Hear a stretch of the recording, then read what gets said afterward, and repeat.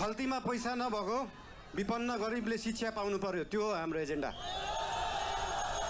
खल्तीमा पैसा नभएको विपन्न गरिबले स्वास्थ्य उपचार पाउनु पर्यो, त्यो हो हाम्रो एजेन्डा।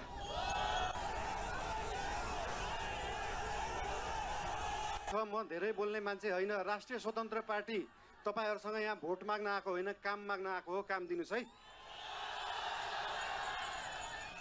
तपाईहरुले भोट दिनु भएन भने पनि राष्ट्रिय स्वतन्त्र पार्टीले सुदूरपश्चिम बनाउँछ।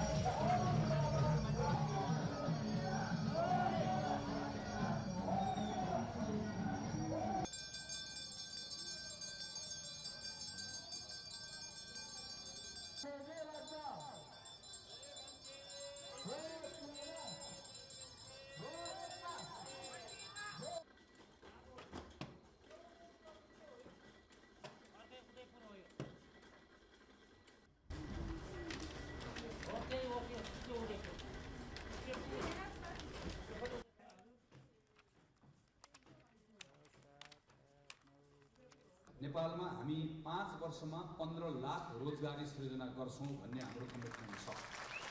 यो हाम्रो पहिलो प्रतिज्ञा भनेको नेपाललाई 5 वर्षभित्र हामी भ्रष्टाचार मुक्त समाज बनाउँछौं। हामी नागरिकहरूलाई हैरानीबाट मुक्त बनाउँछौं र हाम्रो सरकारलाई जवाफदेही बनाउँछौं। यो हाम्रो संकल्प हो, यो हाम्रो प्रतिज्ञा हो।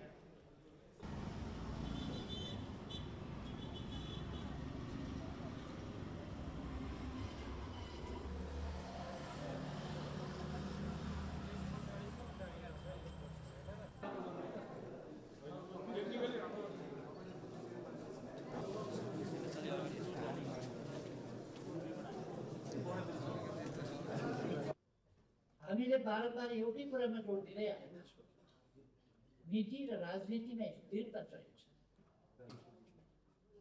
स्थिरता नभए विकासको गति रोकिन्छ र अर्थतन्त्र पर्फिटहरूसँग